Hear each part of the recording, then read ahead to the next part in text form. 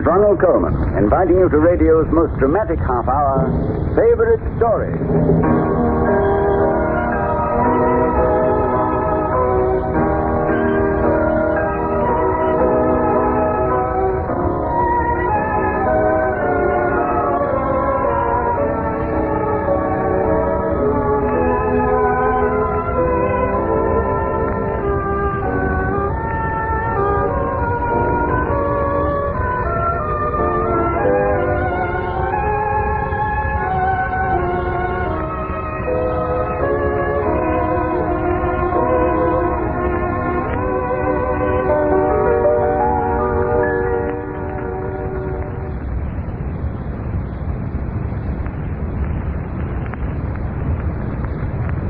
We read these days of airplanes shattering speed records, racing on ahead of the sound of their own engines. We can travel almost anywhere in a matter of hours.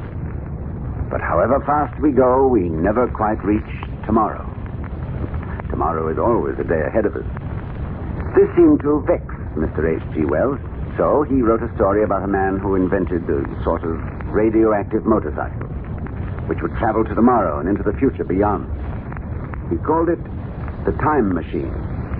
And the old professor, Kay Kaiser, chose it as his favorite story. Here's Act One.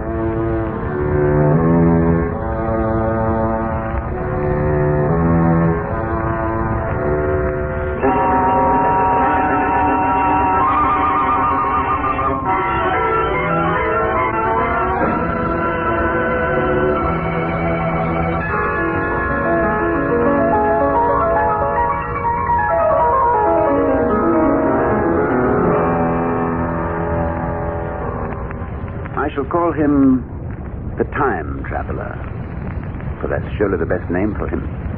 Of course, he has a name like other men, but it doesn't suit him. For it's an ordinary name, and the Time Traveler is a most extraordinary man.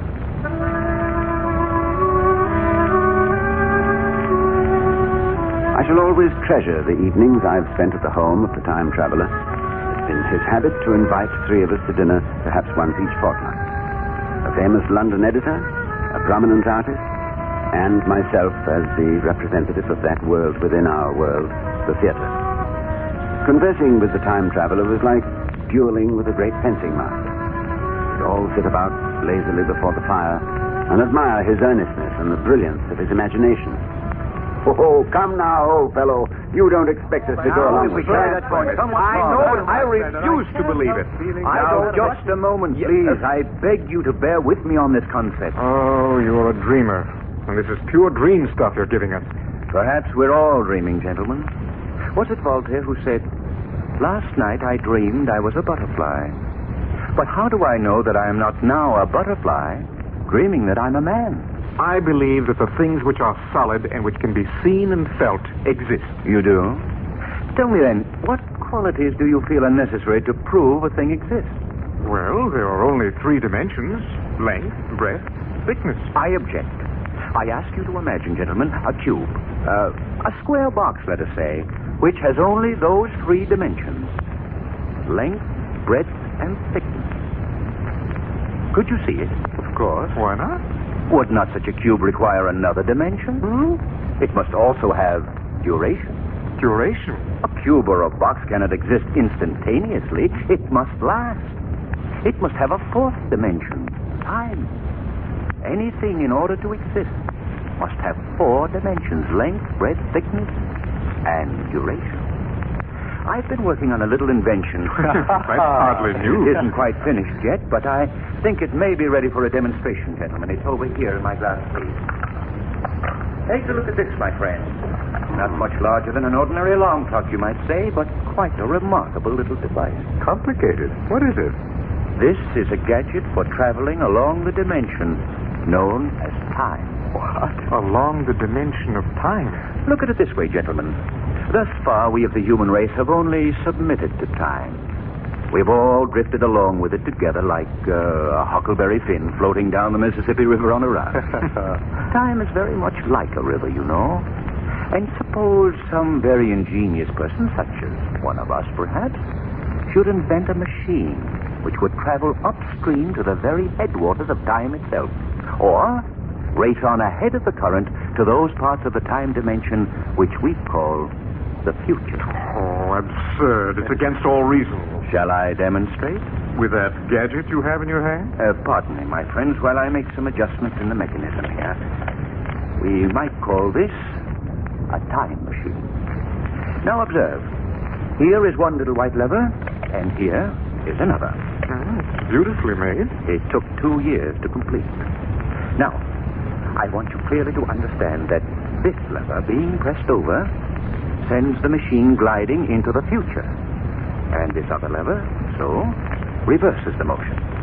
This saddle, in miniature, represents the seat of a time traveler. In a moment now, I shall press the lever, and off the machine will go. It will vanish, pass into future time, and disappear. Have a good look at the thing. Satisfy yourselves that there's no trickery. There doesn't seem to be any trickery about it. No, everything seems perfectly legitimate and in order. Very well, then. Watch.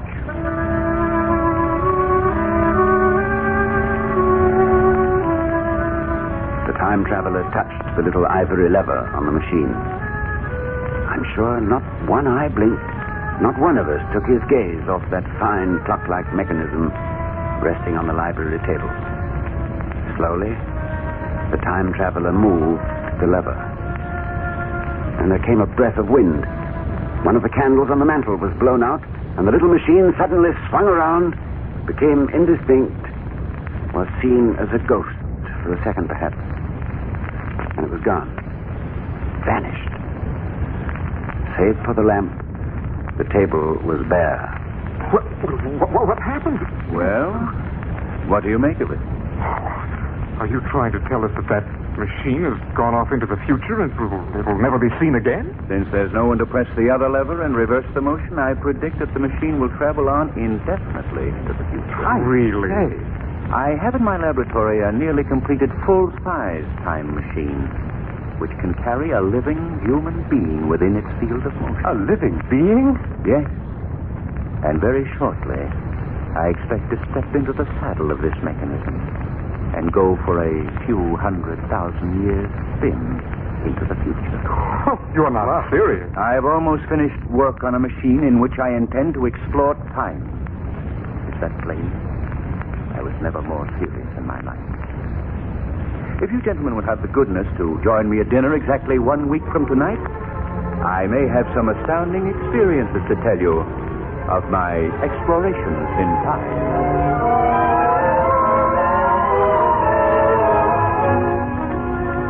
Of course, the editor and the painter and I were at the home of the time traveler the following week. But there was no sign of our host, except a rather strange note which we found under the mantelpiece clock, asking us to begin dinner at 7 o'clock if, for any reason, he hadn't arrived. And so it was, we went to dinner without him. We were quite worried when, as we were finishing our dessert, our friend hadn't yet appeared. Then I suddenly noticed that the door to the corridor outside the dining room was opening. Slowly, without noise. When the door opened wider, I saw the time traveler standing before us. His coat was dirty, his hair was mussed and grayer, either with dust or because its color had actually faded. The face of our host was ghastly pale. For a moment, he hesitated in the doorway, as if he'd been dazzled by the light. Then he came into the room, walking with a footsore limp. Good heavens. What's the matter? What's happened to you? We started dinner, as you suggested. I'm glad you did. Don't let me disturb you. I'm quite all right. But I've had a rather grim experience. I feel strange. Here, come on, sit down. I'll be all right in a minute. Save me some of that mutton, will you? I'm starving for a bit of meat. Can you tell us where you've been? I don't mind telling you what has happened, but I can't argue. I'm too tired. Very well. We won't interrupt you. Well, I didn't get the time machine ready to operate until this morning. Ask cook to bring me some more potatoes and gravy, will you, please? Yes, Really, of I'm course. famished. Now, please, tell us what happened. Yes. It was about 10 o'clock when I climbed into the saddle of the completed time machine and moved the starting lever slowly forward. I seemed to realize I felt a nightmare sensation of falling. The laboratory got hazy and went dark. The scrub woman came in to clean, a process which usually requires several hours of an evening. But to me, as I sat in my time machine, the scrub woman appeared to shoot across the room like a rocket. I pressed the lever to its extreme position. Day and night began to alternate faster and faster, like the flapping of a black wing. The laboratory wall suddenly fell away. I suppose the building had been destroyed and I was coming into the open air. The sun was spinning through the sky so swiftly that it seemed a brilliant arc hanging in space, and the moon going through the various phases, a faintly fluctuating band. The landscape was misty and vague. I was speeding along the fourth dimension at such a rate that a century seemed less than a second of ordinary time. With an abrupt movement of my right hand, I pressed the lever which brings the time machine to a halt.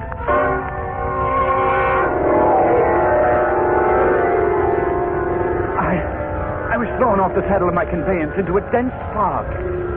The sickening sense of time traveling had stopped.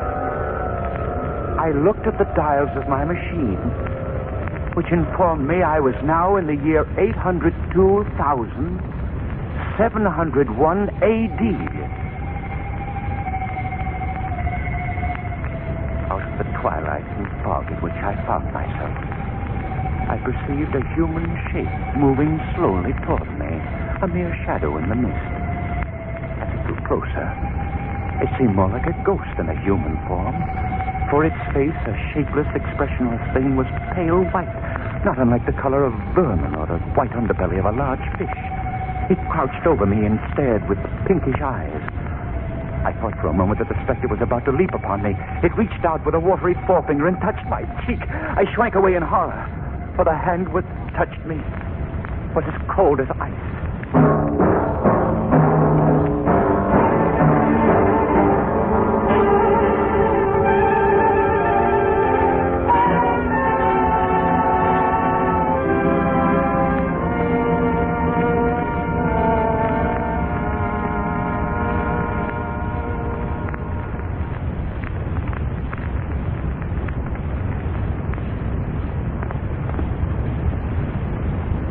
Now we're ready for Act 2 of Kay Kaiser's favorite story, The Time Machine, by H.G. Wells.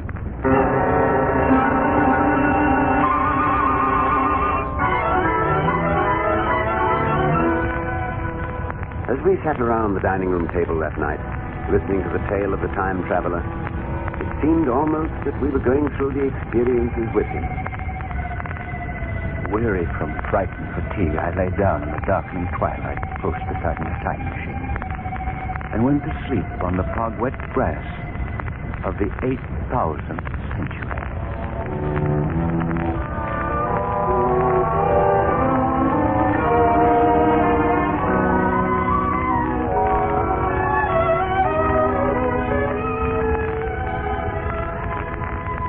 When I awoke, everything was changed. It was bright morning. The mist had vanished. Only a few yards away, across the close-cropped lawn, stood a monument of some sort, a rather grim, sphinx-like thing of white marble. It was mounted at the top of a bronze pedestal. Then I heard a sound like the pleasant laughter of children, and I saw little figures coming toward me out of the bushes. Eloy? They were only 4 feet tall, graceful little creatures wearing purple tunics and leather sandals. Eloy? Eloy? Hello. Hello. Eloy. Who want to, Eloy? Eloy, who want to? One of the little fellows was trying to ask me a question. Where did I come from? What could I tell him? I sought to demonstrate my coming by showing them my time machine. I turned toward the place where I had left it on the grass. It was gone. The time machine was gone. Like a lash across the face came the possibility of losing my own age, of being left helpless in this strange new world. I leaped down the slope to where I had left the machine, and the little people scampered away in amazement. I thought it must be in the bushes. They've moved a little, that's all. But no, it was not there. Where is it? What have you done with my time machine? Eloy? I picked up one of the creatures by the scruff of his neck and I shook it. What have you done with it? Where is it? Where is my time machine? His face was flushed. I saw no comprehension there and nothing but confusion. I put down the pitiful little creature. Suddenly I saw in the grass the marks where the machine had been dragged up the slope to the bronze column surmounted by the white sphinx. There the marks on the grass stopped. So I concluded that the machine must be inside that greenish metal tube. It was made from plates riveted together. But I could find no doorway or latch whereby to enter the base of that pedestal. Yet I was certain that my time machine was there, and only a fraction of an inch of discolored bronze separated it from me. I had no tools. How could I reach the machine? How could I get back to my own century? Why? Why had they done this to me, and who? Who had done it? These whimpering, laughing child people who had danced about me? Impossible. Then I recalled the pale, ghostly creature I had seen on my arrival, and my blood ran cold.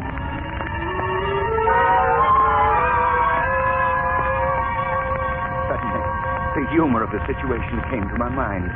The thought of the years I'd spent in study and toil to get into this future age, and now my passionate anxiety to get out of it. I wandered about, observing the way of human life in this faraway time. I happened to pass a stream in which some of the little creatures were bathing. One of them, a little girl, was seized with a cramp and began to drift helplessly down the stream. I dived into the water and succeeded in rescuing the child. As soon as the little being got her breath, she threw her arms about my neck and covered me with kisses. I suppose this meant thank you in her simple language. Then she pointed to herself and said, Weena. Is that your name, Weena? Eloy. Weena. So it happened that Weena became my inseparable companion. She followed me about wherever I went, plucking flowers for me and laughing like a child. Then we chanced to come near an open well in the middle of a meadow. I had noticed hundreds of such wells in the neighborhood. Weena tugged at me to draw me away from the opening in the ground. I went to the edge of the well, and Weena became almost hysterical with terror. What are you trying to say, Weena? What are you trying to tell me? Morlock? What did Morlock mean? I looked down the well shaft and heard a humming, a thud of working machinery. I called down into the darkness. Hello! Hello! Morlock! It stopped. Plainly, there were creatures down there who had heard the word Morlock and shut off the throbbing machinery. Perhaps they had made off with my time machine. I noticed there were hooks fastened into the side of the well, forming a kind of ladder. I decided if I were ever to find my time machine, I must explore what lay down there in that throbbing darkness.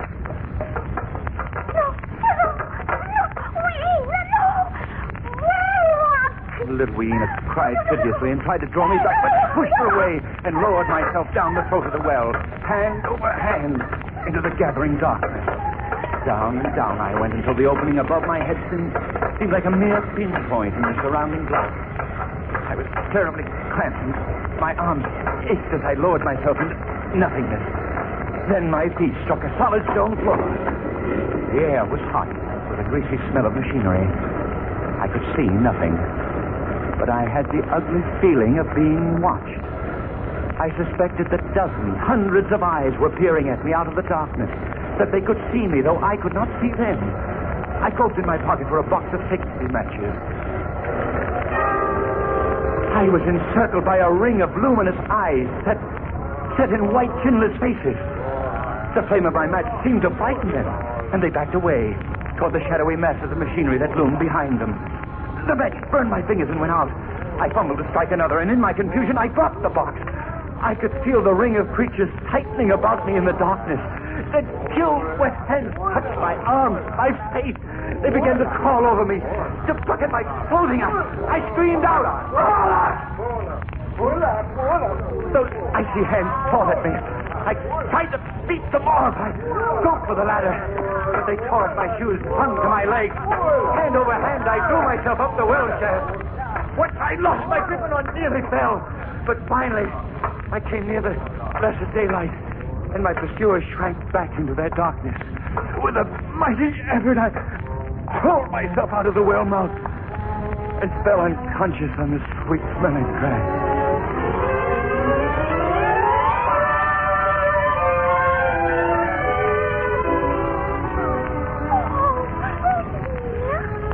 When I awoke, little Weena was kissing my hand. I was weak and ill as I gradually realized what had happened to civilization on our planet. The human race was divided into two species. One, driven underground, perhaps by some dread war, had forsaken the daylight altogether. And the other branch of the human race, the upper-worlders, had refined themselves into uselessness. When I got back to the vicinity of the White Sphinx, I saw the bronze plates of the pedestal had been swung open, and there stood my time machine. I leaped through the open doors into the chamber of the Sphinx, clambered into the saddle of my invention. But even as I did so, the bronze doors began to swing shut. It was a trap. The Morlocks had let me slip away from them once, and now they were determined to catch and hold me. For what hideous purpose I dare not imagine. But I would escape from them along a dimension they did not dream of. The doors hung shut off the daylight. And I heard the mutterings of the Morlocks coming up immediately beneath me from their underground wells and tunnels. I reached my hand to the reverse lever of my time machine, the control which would whirl me back along the river of time to my own day. I jerked it.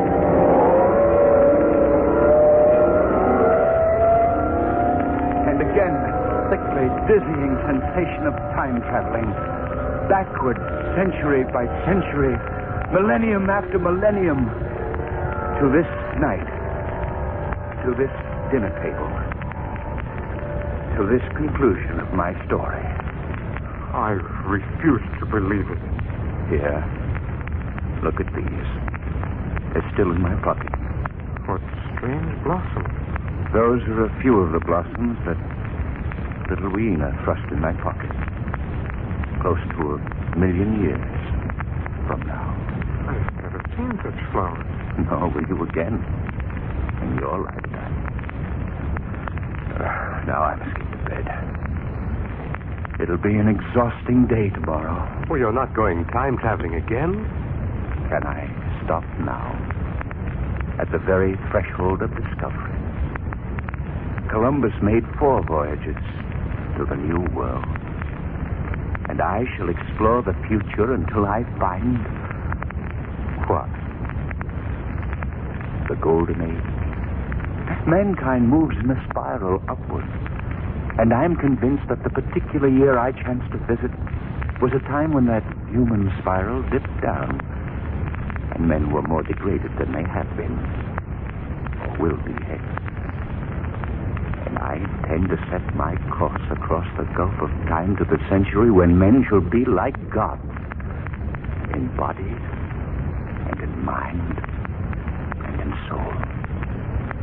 The Golden Age. I will find it. If I must travel 1,000,000 years, or 1,000,000,000, I shall find what is in store for this old earth of ours before it falls back into the sun.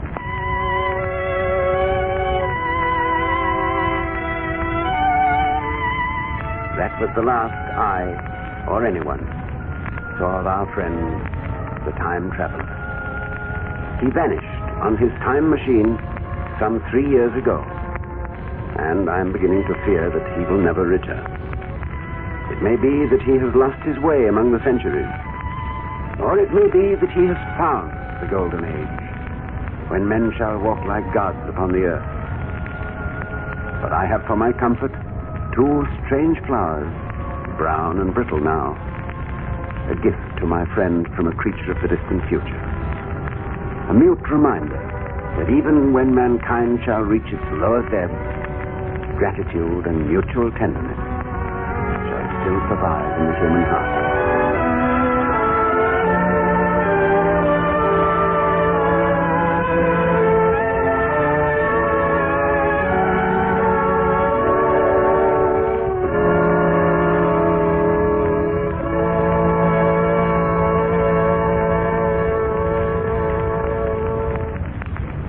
We've brought you The Time Machine by the late H.G. Wells. I want to congratulate William Johnston for an exciting performance as the Time Traveler. And our compliments to Maestro Claude Sweeten for his World of the Future music.